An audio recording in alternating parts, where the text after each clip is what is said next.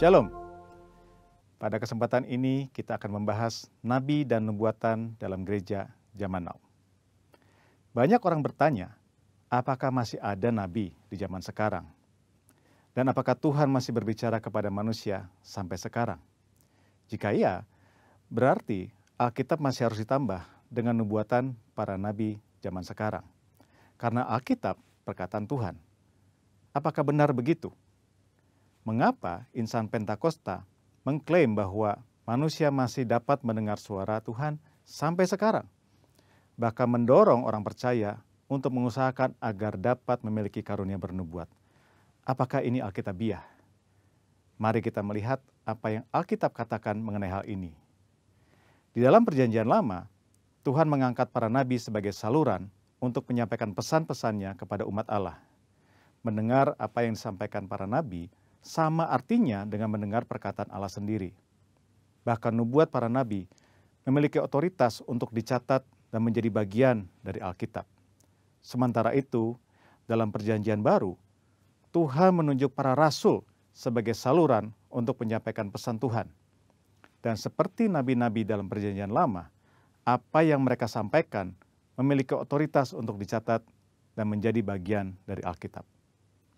Rasul Petrus menulis, supaya kamu mengingat akan perkataan yang dahulu telah diucapkan oleh nabi-nabi kudus, dan mengingat akan perintah Tuhan dan juru selamat yang telah disampaikan oleh rasul-rasul kepadamu. Dari sini kita dapat menarik kesimpulan, para rasul dalam gereja mula-mula setara dengan para nabi dalam Perjanjian Lama. Apa yang mereka sampaikan melalui inspirasi Roh Kudus memiliki otoritas sebagai firman Tuhan. Namun, selain para rasul, Alkitab Perjanjian Baru mencatat bahwa di dalam gereja juga ada orang-orang yang memiliki karunia sebagai nabi. Di dalam 1 Korintus 12 ayat yang ke-28, Paulus menulis, ada orang-orang yang Tuhan tetapkan. Pertama, sebagai rasul. Kedua, sebagai nabi. Ketiga, sebagai pengajar. Dan selanjutnya, mereka yang mendapat karunia, mujizat, menyembuhkan, melayani, memimpin, dan untuk berkata-kata dalam bahasa roh. Mengapa Rasul Paulus menulis ada yang pertama, kedua, dan yang ketiga? Karena dalam pemikiran Paulus ada karunia yang lebih tinggi manfaatnya daripada yang lain. Dalam ayat 31, Paulus menulis, jadi usahakanlah untuk memperoleh karunia-karunia yang paling utama. Karunia manakah yang paling utama? Dalam pasal 14 ayat yang kelima, Paulus menulis, sebab orang yang bernubuat lebih berharga daripada orang yang berkata-kata dengan bahasa roh. Bukan berarti berbahasa roh tidak berharga. Karena Paulus sendiri berkata, aku mengucap syukur kepada Allah bahwa aku berkata-kata dengan bahasa roh lebih daripada kamu semua. Tetapi dalam hal membangun kepentingan jemaat, bernubuat lebih bermanfaat. Jadi, rasul adalah yang paling utama, karena para rasul yang menanam dan membangun gereja. Mereka yang meletakkan dasar pengajaran dan perkataan mereka memiliki otoritas sebagai firman Tuhan. Setelah itu baru nabi, pengajar, dan karunia-karunia lainnya. Karunia bernubuat yang dimiliki para nabi dalam gereja zaman now tidak memiliki otoritas yang setara dengan para rasul. Hal ini terlihat ketika dengan tegas Paulus berkata bahwa para nabi harus tunduk kepada dia sebagai rasul yang memiliki otoritas menyampaikan perintah Tuhan. Jika ditarik dalam konteks zaman sekarang, para rasul murid-murid Yesus sudah tidak ada. Tetapi sekarang kita memiliki Alkitab yang sudah lengkap lewat tulisan para rasul. Oleh karena itu, nubuatan dari para nabi zaman now harus tunduk kepada otoritas Alkitab. Paulus berpesan kepada jemaat di Tesalonika untuk menguji nubuat-nubuat dari para nabi dalam gereja. Janganlah padamkan roh dan janganlah anggap rendah nubuat-nubuat. Ujilah segala sesuatu dan peganglah yang baik. Kata menguji atau menanggapi memiliki pengertian seperti orang yang memilah-milah, membedakan atau menilai. Standar apa yang digunakan? Firman Tuhan. Lalu, jika nubuatan seorang nabi tidak lolos uji, apa konsekuensinya? Dalam Perjanjian Lama, nubuatan para nabi memiliki otoritas setara dengan perkataan Tuhan sendiri. Jadi, jika ada nabi yang memberikan nubuatan palsu, akan mendapatkan konsekuensi yang berat. Namun, hal ini sama sekali tidak terlihat dalam petunjuk Paulus mengenai pelaksanaan nubuatan. Mengapa? Hal ini jelas karena bagi Paulus, nubuatan para nabi zaman now tidak memiliki otoritas yang sama dengan nubuatan nabi dalam perjanjian lama. Nubuatan nabi perjanjian baru sangat berharga, namun terbatas. Nubuatan nabi-nabi perjanjian baru tidak setara dengan firman Tuhan. Oleh karena itu harus selalu diuji oleh seluruh jemaat, terutama para pemimpin gereja. Namun jika nubuatan nabi-nabi perjanjian baru tidak sempurna, lalu buat apa bernubuat? Paulus dengan jelas mengajarkan, kejarlah kasih itu dan usahakanlah dirimu memperoleh karunia-karunia roh, terutama karunia untuk bernubuat. Kenyataan bahwa nubuatan yang disampaikan oleh para nabi perjanjian baru sifatnya tidak sempurna, tidak lengkap, tidak memiliki otoritas yang sama dengan Alkitab, tidak membuat orang percaya berhenti untuk mengusahakan memperoleh karunia-karunia bernubuat. Orang percaya harus mengusahakan untuk memperoleh karunia-karunia roh, terutama bernubuat, karena itu adalah perintah Allah. Tuhan bisa memakai saudara untuk menjadi berkat kepada umat Tuhan dengan menyampaikan apa yang Roh Kudus nyatakan kepada saudara. Tuhan Yesus memberkati. Maranatha.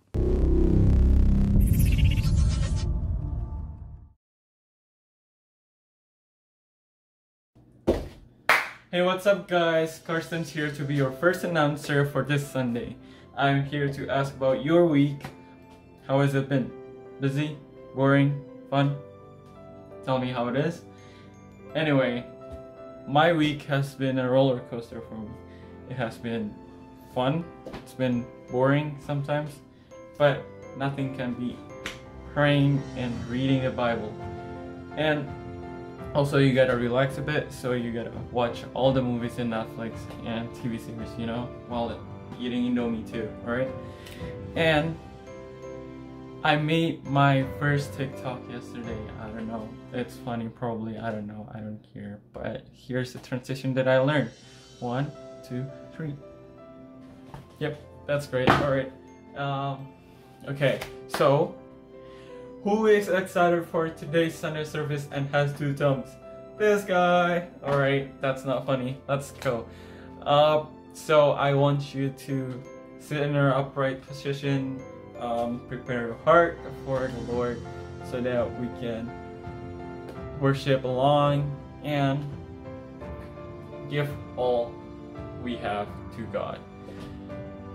Don't forget to tune in after service for more announcements and for our after party session in Zoom. There's going to be the link prepared after service. And if you haven't done so already, like this video and subscribe to our GBI Toronto channel below. Follow us on our Instagram on @GBI Toronto and tag us while you are watching this live stream. Alright? Can do that? Awesome.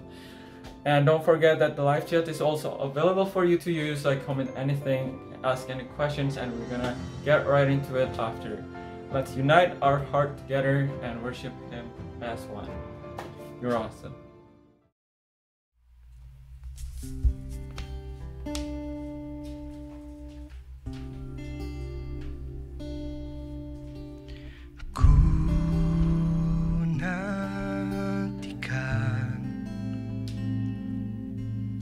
Janji Allah digenapi dalamku. Ku harapkan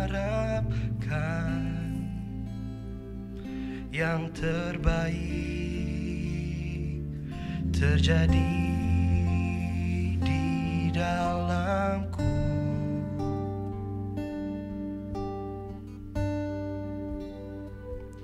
Yang ku tahu Dia kerjakan seturut firman-Nya bagi kemuliaan-Nya. Yang ku yakin Dia sediakan seturut kasih-Nya bagiku.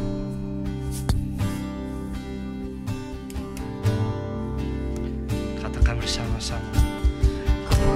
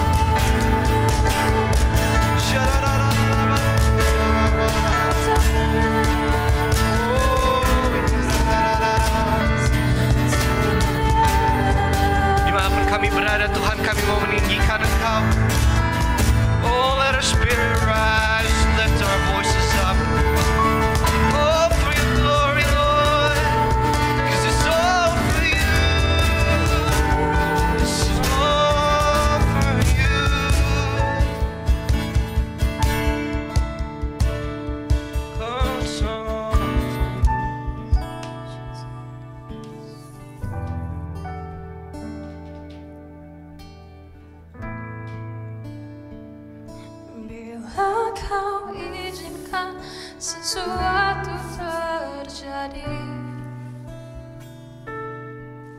ku percaya semua untuk kebaikanku. Bila nanti telah tiba waktumu, ku percaya kuasa-Mu memulihkan hidupku. Waktu Tuhan pasti yang terbaik, walau kadang tak mudah dimengerti. Lewati cobaan, ku tetap percaya waktu Tuhan pasti yang terbaik.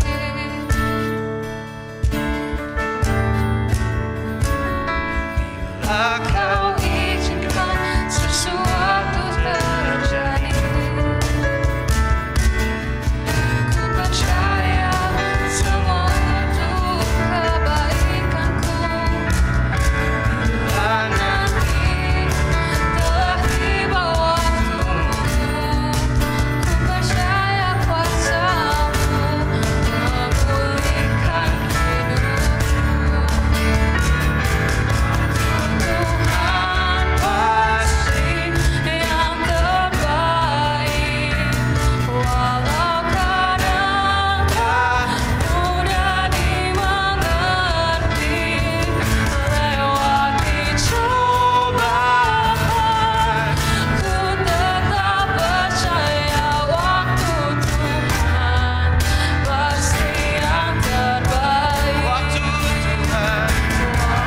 Tuhan pasti yang terbaik, walau kadang tak mudah dimengerti. Lewati cobaan, ku tetap percaya waktu Tuhan pasti yang terbaik. Tuhan pasti yang terbaik, walau kadang tak mudah dimengerti. Lewati cobaan, ku tetap percaya waktu Tuhan pasti yang terbaik. Tuhan pasti yang terbaik, walau kadang tak mudah dimengerti. Lewati cobaan, ku tetap percaya waktu Tuhan pasti yang terbaik. Lewati cobaan, ku tetap percaya waktu Tuhan pasti yang terbaik.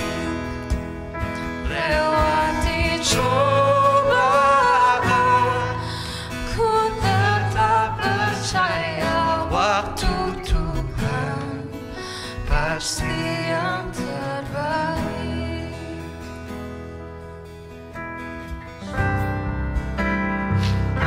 Waktu Tuhan pasti yang terbaik, walau kadang tak mudah dimengerti.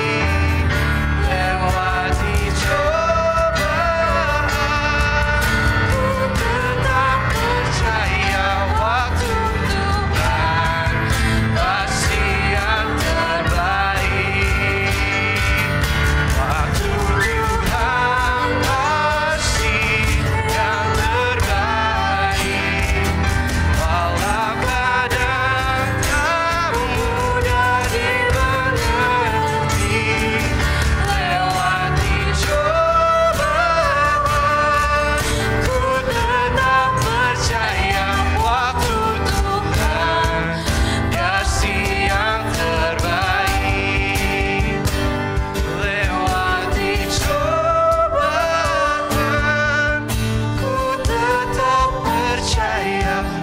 waktu Tuhan pasti yang terbaik.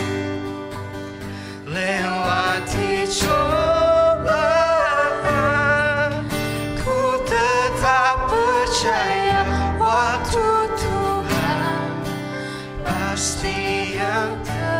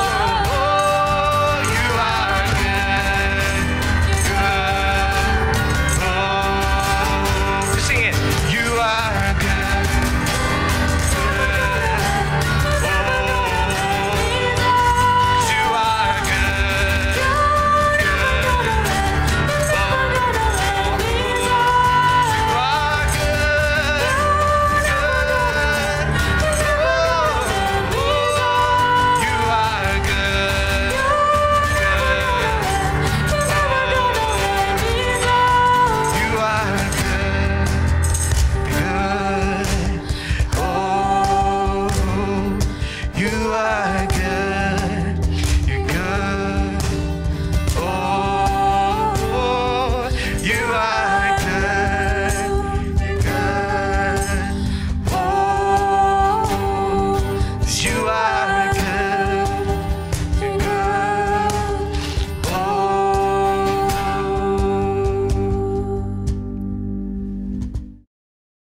Shalom semuanya. Apa kabarnya? Semua yang masih ada di rumah, semua yang masih ada stay at home, kita cuma bisa ketemu lewat on air seperti ini, tapi nggak apa-apa. Kita tetap bisa belajar sama-sama, dan saya percaya kebenaran firman Tuhan akan nyampe kepada kita semuanya, dan akan menguatkan dan akan menyegarkan kita. Hari ini kita akan belajar sesuatu yang sangat menarik.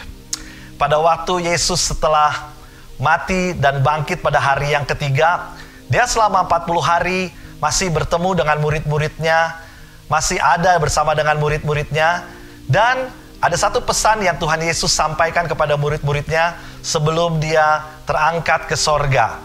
Tuhan Yesus mengatakan seperti ini. Dikatakan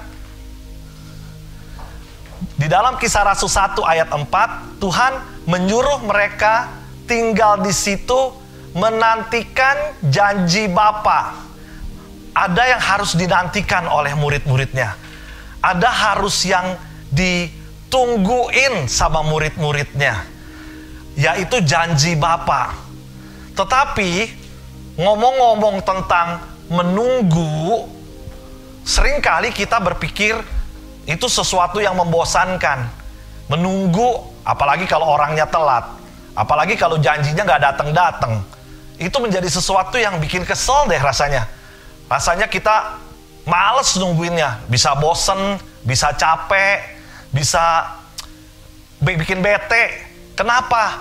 Karena persepsi kita tentang menunggu itu adalah sesuatu yang menunggu manusia, yang kita nggak tahu apa yang harus kita lakukan, yang kita nggak tahu janjinya iya apa enggak. Nah, menunggu yang Tuhan maksud di sini adalah menunggu janji Bapa. Harusnya kita sebagai anak-anak Tuhan, waktu menunggu sesuatu yang kita tahu Tuhan akan berikan kepada kita, harusnya kita itu menunggunya excited, menunggunya dengan serius, menunggunya dengan kepikiran buat pengen buru-buru dapet, buru-buru ngalamin.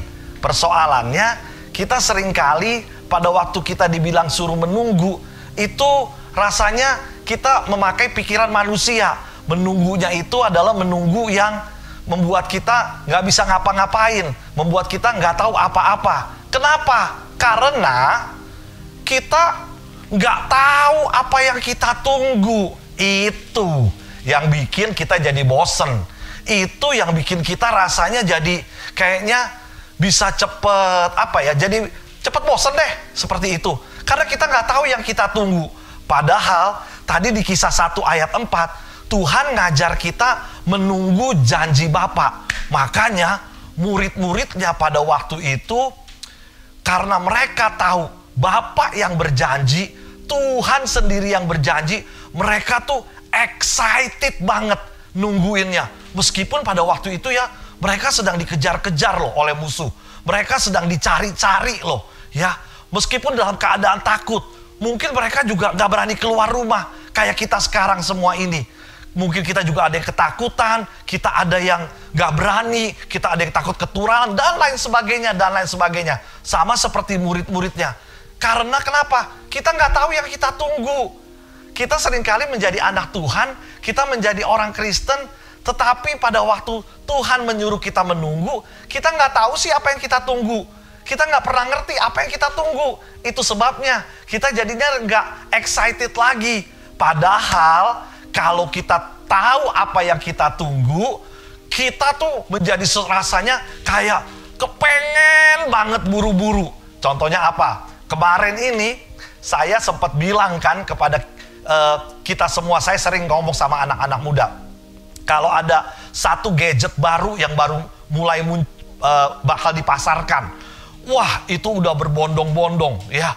Di tokonya juga kadang-kadang pas hari mereka mulai launching gadget baru itu, udah ngantri. Kenapa? Pengen buru-buru bisa dapetin barang itu. Jadi orang yang pertama yang punya, ya kan? Atau jangankan nunggu gadget deh.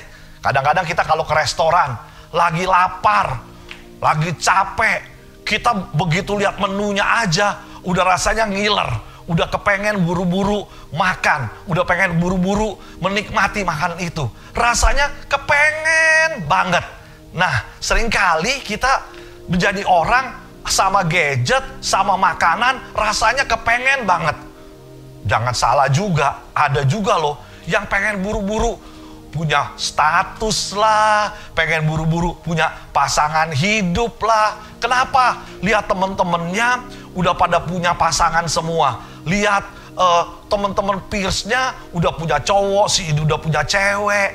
Jadi kita seringkali kayak udah pengen banget punya. Nah, sebenarnya yang Tuhan mau waktu kita menunggu janjinya Dia, itu adalah menunggu yang pengen banget ngalamin sesuatu. Pernah gak kita sebagai anak Tuhan menunggu janji Tuhan, menunggu mujizat Tuhan, menunggu kita mengalami Dia, nunggu kita dengerin Dia, nunggu kita dikasih pesan sama Dia, nunggu kita ditunjukin sesuatu sama Tuhan. Itu rasanya pengen banget. Kayaknya jarang ya. Kenapa?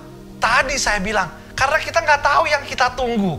Padahal yang kita tunggu itu adalah janjinya Tuhan. Dan janji Tuhan itu adalah janji yang ya dan amin. Janji yang kita tahu pasti terjadi. Janji yang kita tahu pasti Tuhan akan genapi. Nah, waktu kita tidak mengetahui janjinya Tuhan, itulah yang menyebabkan kita akhirnya menjadi malas. Akhirnya kita menjadi bosen. Kita menjadi capek nungguinnya. Nah, padahal yang Tuhan mau dalam kita menanti-nantikan Dia, menantikan apa aja?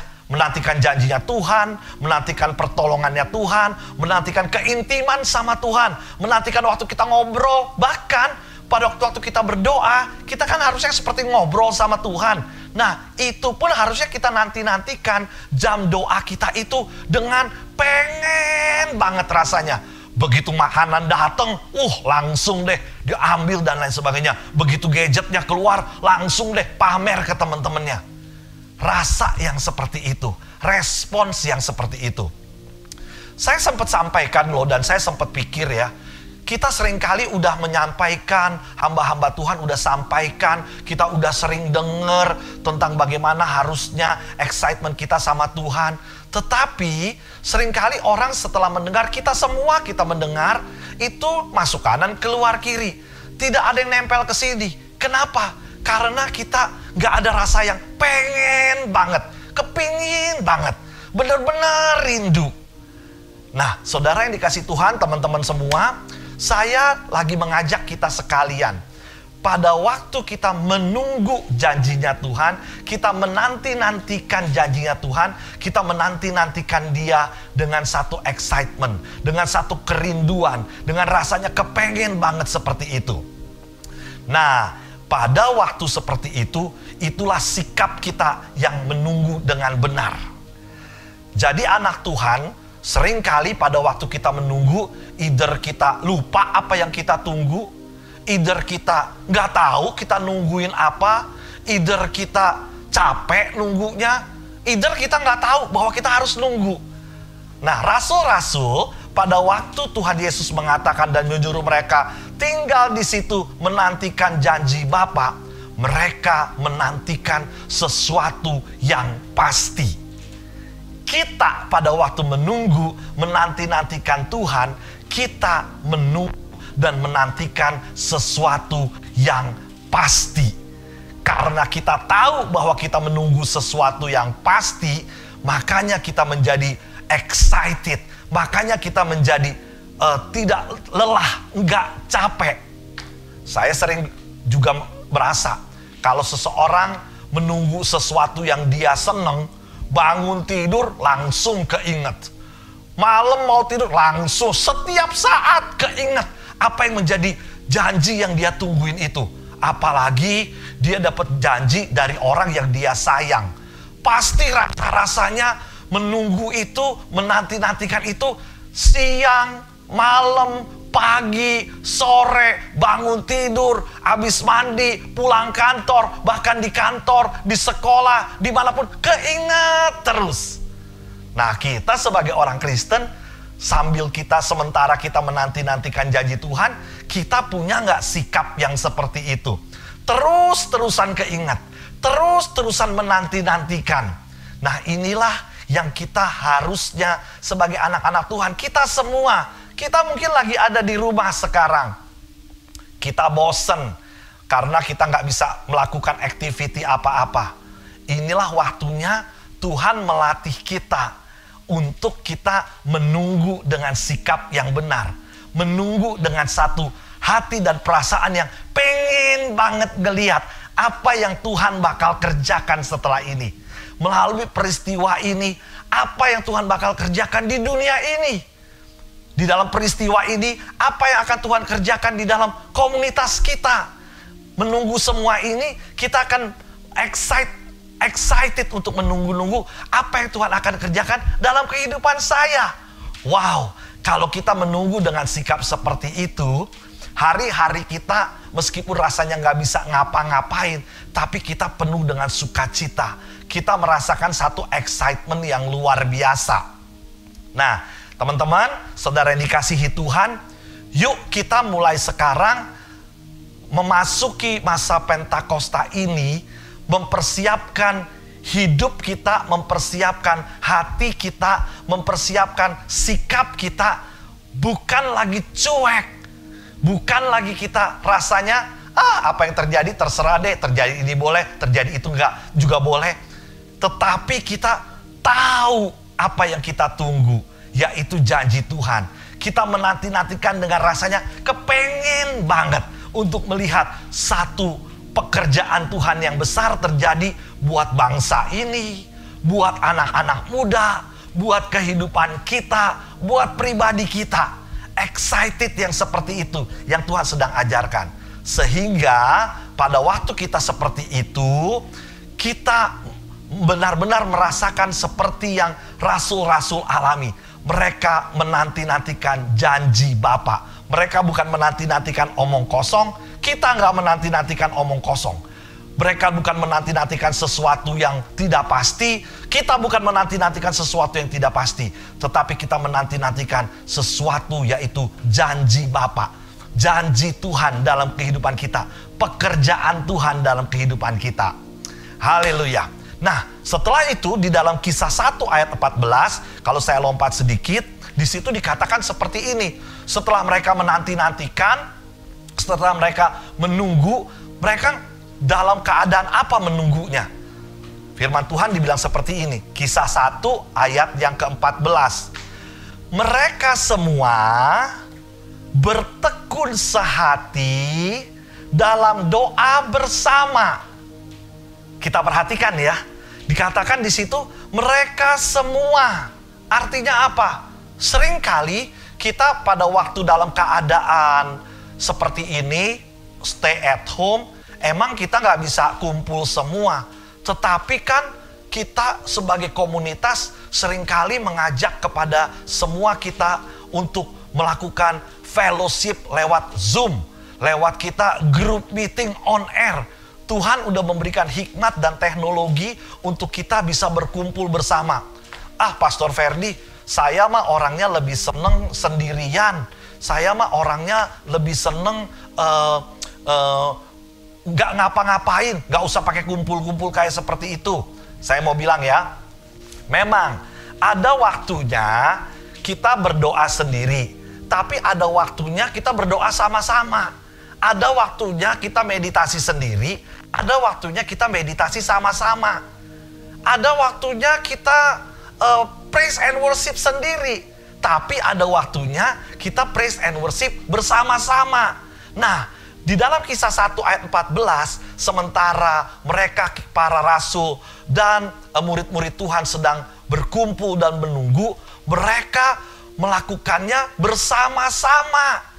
Nah, seringkali kita pikir, Kalau kita sama-sama, saya nggak tahu mesti ngapain. Karena rasanya kita cuma ikut-ikutan ada di situ.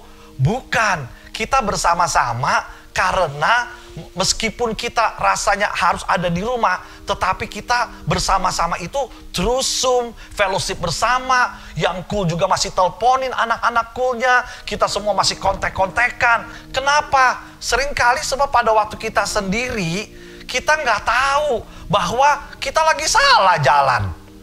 Kita pikir kita benar.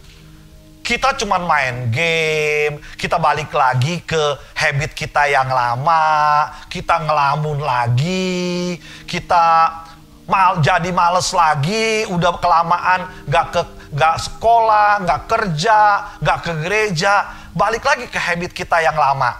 Sehingga kita gak tahu kalau kita cuma sendiri, kita ada salah apa? Apa kita tahu kalau kita sendiri kita melakukan sesuatu yang benar, apa kita melakukan sesuatu yang salah? Nah, pada waktu kita bersama-sama justru, kan firman Tuhan bilang, jangan jauhkan dari persekutuan-persekutuan. Ya kan? Manusia menajamkan manusia. Ya kan? Kemudian Tuhan katakan, di dalam satu persekutuan, justru di situ kita saling menguatkan, kita saling menegur, kita saling mengingatkan. Kalau enggak, kita kelamaan ada di rumah sendiri, kita kelamaan ngurusin urusan kita sendiri, kita nggak tahu kalau kita salah. Emangnya kita tahu kalau kita salah? Kan nggak tahu. Kita perlu orang lain. Kita perlu Roh Kudus untuk menyampaikan kepada kita through orang lain. Nah, seringkali kita pikir, Pastor Ferdi, tapi kan Tuhan juga bisa ngomong sama saya sendiri. Betul, saya setuju. Tuhan bisa ngomong dengan kita sendiri.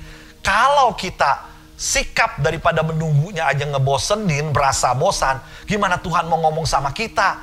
Kadang-kadang kita perlu teman-teman kita buat mengingatkan kita. Sebab kita memang sering kali berpikir, kan Tuhan kalau mau ngomong sama saya sendirian ada di kamar, saya ada di ruangan saya sendiri, juga Tuhan bisa ngomong. Betul, Tuhan memang bisa ngomong. Tetapi kan Tuhan juga mau kita untuk saling mengingatkan satu dengan lain, saling menguatkan dengan satu dengan yang lain. Nah, itulah sebabnya kenapa murid-murid Tuhan Yesus disuruh sama Tuhan berkumpul bersama. Mereka semua bertekun sehati. Nah, ngomong-ngomong sehati, seringkali gini nih. Waktu kita sendiri, kita kan sering nggak tahu bahwa kita udah capek sendiri, rasanya sih baca firman Tuhan, tapi kita nggak pernah lakukan. Ingat loh, saya kemarin di salah satu Instagram yang lagi dibikin sama anak-anak muda, itu ada satu topik yang saya sampaikan, yaitu apa? Firman Tuhan bilang, kalau kita mendengar firman Tuhan, tapi nggak melakukannya, itu sama seperti orang bodoh. Kalau bahasa anak mudanya gini nih, pengen badannya bagus, pengen turunin berat badan, tapi yang dilakukan cuma beli buku-buku tentang kesehatan, beli buku-buku tentang nutrisi, dibaca ya, tapi nggak pernah dilakukan. Itu sama seperti orang Kristen gym, cuman rasanya semangatnya doang. Ya, untuk mau turunin berat badan, untuk mau badannya jadi lebih sehat, lebih bagus dan lain sebagainya. Tetapi semangatnya pudar di tengah jalan. Kenapa? Karena seringkali kita begitu. Tahu mesti ke gym, tahu doang tapi nggak melakukan. Tahu mesti kurangin makanan, tahu nggak terlalu banyak carb, terlalu banyak karbohidrat. Tahu nggak boleh terlalu makan makanan yang junk. Tahu, semuanya tahu. Tapi nggak lakukan. Nah, sama kita sebagai orang Kristen juga gitu. Tahu mesti baca firman. Tahu kita mesti baca setiap hari. Tahu kita mesti lakukan ini dan itu. Tapi kita nggak lakukan. Itu sama orang Kristen gym. Yang cuman semangatnya doang, tapi nggak pernah melakukan. Ingat loh, Tuhan bilang, barang siapa yang mendengarkan firman Tuhan tapi tidak melakukannya, dikatakan seperti orang bodoh. Kita kan gak mau kan jadi orang-orang bodoh kan. Kita mau menjadi orang-orang yang pintar. Kenapa? Karena orang yang pintar itu, yang bijaksana itu, sama seperti membangun rumah di atas batu karang yang kuat. Waktu ada gelombang, mereka tidak rubuh. Rumahnya tidak rubuh. Nah, kalau kita menjadi orang Kristen gym yang cuman tahu tapi nggak melakukan, berat badan nggak turun-turun, badan tetap aja sama, malahan sekarang di rumah terus, nyemil terus, makan terus, ya malahan jadi apa? Jadi semakin jelek, jadi semakin kurang bagus ketimbang jadi semakin bagus. Sambil nunggu, ngomong-ngomong kadang-kadang kita ke gym, tapi cemilan kita salah. Cemilan kita makanan yang gak sehat-sehat. Kita baca firman, tapi yang kita dengarkan juga yang salah-salah. Kita dengerin nih khotbah-khotbah, kita dengerin firman Tuhan, kan banyak sekarang yang lagi di online. Tetapi kita dengerin juga berita yang gak bener. Itu sama juga orang mau ke gym, tapi makanannya nggak diatur. Itu sama juga orang mau memperbaiki berat badannya, tetapi ada hal-hal lain yang tidak dikurangi atau tidak dihilangkan. Itu sama juga bohong. Nah, karena kalau kita berkumpul bersama, ada teman-teman kita yang bertekun sehati, ngingetin kita, yuk baca firman yuk datang yuk doa yuk supaya lebih kuat yuk, bertekun. Gimana kalau kita ke gym, mau punya satu program tapi kita lakukannya cuma seminggu sekali, terus habis 3 bulan bosen, kira-kira berhasil nggak? Nggak berhasil. Gimana kalau kita mau melakukan sesuatu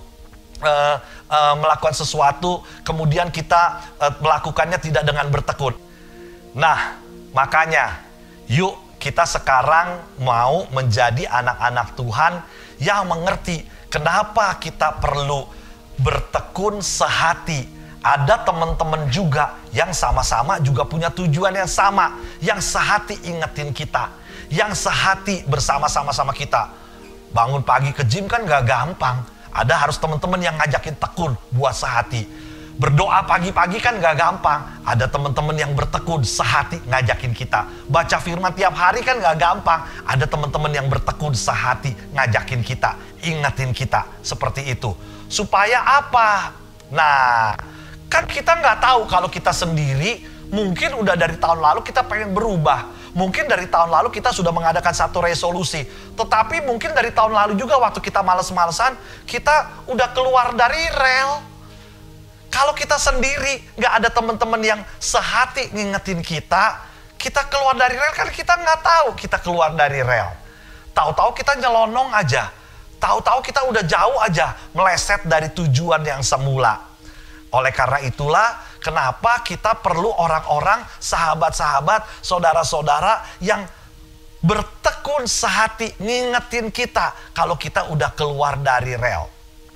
Waktu kita menunggu Tuhan, kita juga mau menunggu Tuhan, tetapi kita juga mau diingetin. Apakah kita adalah cuman Kristen gym, ataukah kita menjadi orang Kristen yang udah keluar dari rel? Nah, dalam doa bersama-sama, ayo saya mau tanya, berapa sering kita berdoa? Berapa excited kita berdoa? Yes, oke. Boleh. Oke. Kata yang terakhir ya. Oke. Nah, yang terakhir dikatakan dalam doa bersama. Kita sedang mengadakan satu challenge, ajakan untuk kita berdoa bersama-sama. Berdoa sendiri-sendiri, tetapi bersama-sama kita berdoa. Kita namakan Date with God, appointment with God.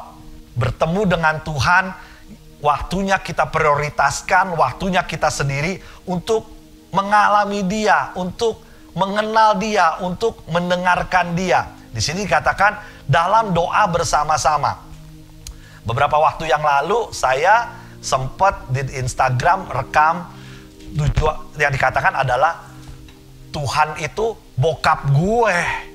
Kenapa?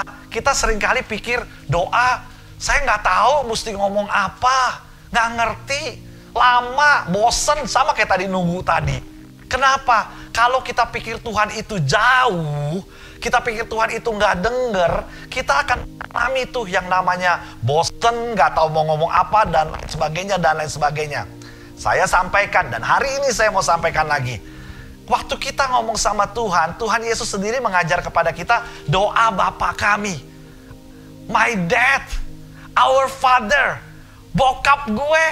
Kita kalau ngomong sama Tuhan di dalam doa, itu sama seperti kita ngomong sama bokap. Kita cerita apa aja, kita ngomong apa aja, kita curhat apa aja, kapan saja, di mana saja. Kenapa? Dia bokap gue, dia our father, dia our daddy. Nah, rasul-rasul, murid-murid Tuhan, mereka dalam doa bersama. Sehingga gak ada yang di dalam satu kumpulan itu, satu bengong-bengong, cuman sependoa syafatnya aja yang doa. No, mereka berdoa bersama-sama. Kenapa? Karena mereka excited nungguin apa yang Tuhan sedang kerjakan.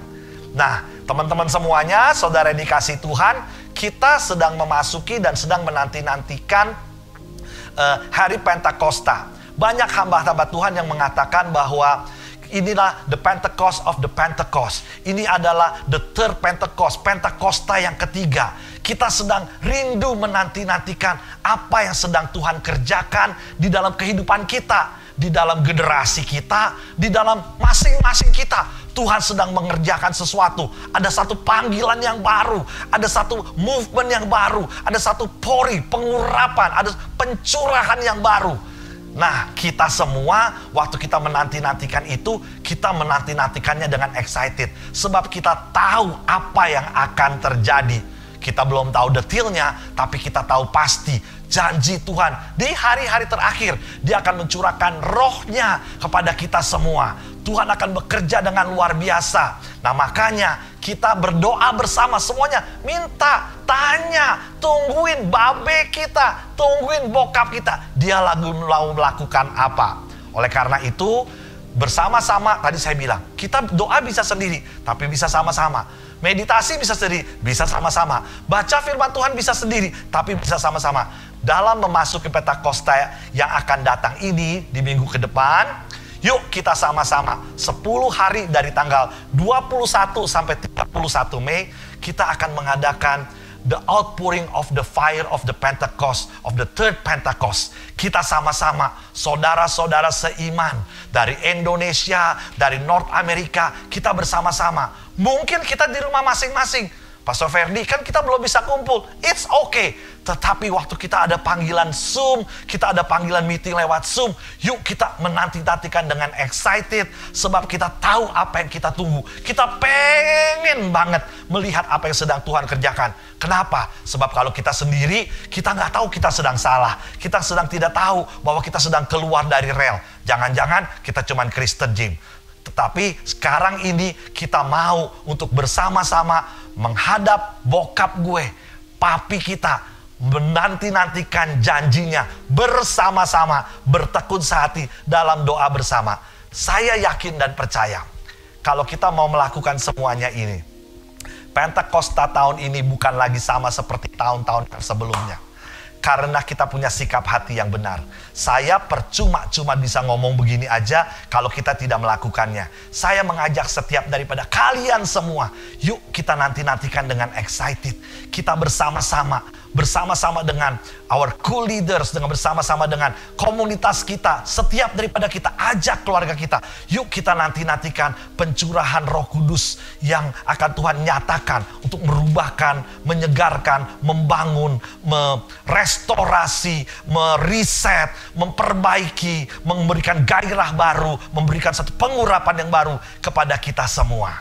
Nah, saudara dikasih Tuhan, tetap kita ada di rumah, tetap kita menanti-nantikan dia dengan satu excitement, karena kita tahu ada janji Tuhan yang sedang kita nanti-nantikan, yang ya dan amin. Tuhan Yesus memberkati kita semua. Haleluya. Mari kita tundukkan kepala, kita berdoa. Kami bersyukur Tuhan. Tuhan berikan kesempatan meskipun kami tidak bertemu muka satu dengan yang lain. Tetapi lewat teknologi yang ada, Engkau Roh Kudus yang mempersatukan setiap daripada kami. Hamba berdoa ya Tuhan pada hari ini. Dimanapun mereka berada, hamba berdoa Tuhan memberikan kepada setiap daripada kami kerinduan untuk mau membuka hati kami, menanti-nantikan Tuhan, mau membuka hati kami, mengerti bahwa ada sesuatu yang Tuhan sedang kerjakan, yang kami rindu banget untuk kami alami. Hamba berdoa dimanapun mereka berada, kami mulai terbuka hari ini. Untuk kami lebih serius lagi, untuk kami lebih mau lagi, untuk bersama-sama sehati, bersama-sama dengan rekan-rekan saudara-saudara seiman, melihat apa yang Tuhan akan kerjakan dalam kehidupan kami, dalam kehidupan komunitas kami, dalam kehidupan bangsa dan negara kami, dan dalam kehidupan setiap daripada kami. Terima kasih Bapa, berkati mereka, berkati setiap daripada mereka yang ada Tuhan, yang mungkin ada di Indonesia, mungkin masih ada di Kanada, atau ada dimanapun mereka berada. Tuhan yang memberkati. Terima kasih Bapa, terima kasih. Di dalam nama Tuhan Yesus kami berdoa, dan kita sama-sama katakan amin. Tuhan Yesus memberkati. Hey everybody, I want to invite you to be a part of our campaign in donation. We want to partner up with Eden Food Bank in Mississauga, and we want to give back to our community. If you want to donate in any amount, you can e-transfer to this email and leave a message or a note with this format: first name, food bank, and then the amount of donation. This will run until May 17th, so I hope you can bless other people like how God has blessed you. And that's it. Bye! Thank you for joining our live stream Sunday service. We hope you are blessed by the word of God shared just now. So did you catch the keyword? Don't forget to use this live chat and comment what you think is the word of the week. Our after party host will soon announce the winner who is entitled to a gift. Yay! Okay, so don't forget about our church hotline available 24/7 during this difficult time that we're in. We understand that the increasing needs of our church members, and therefore we are more than ready to help you with anything you need. For more information, go to our Instagram page and look for the COVID program. If you haven't followed us on Instagram, please do so, as we are now using Instagram for stories, posts, and IGTV. Who here have watched the IGTV? Me. We miss our pastors so much, so don't forget to watch them. Okay, so I'm going to announce about E3 prayer. So there's a prayer gathering of 3 churches across Canada, from Vancouver, Calgary, and Toronto. It is held every Tuesday via Zoom at 10 p.m. EST. Don't forget to join us. The link is available via WhatsApp, and you can also contact your co-leaders or pastors if you want to join, and everybody is welcome to come and pray together in unity. Last, don't forget to like and subscribe, because it's free, guys. It's free. and don't forget to turn on post notifications. It only takes a few seconds to do so. Have a blessed Sunday And see you next week. Bye bye. Bye bye.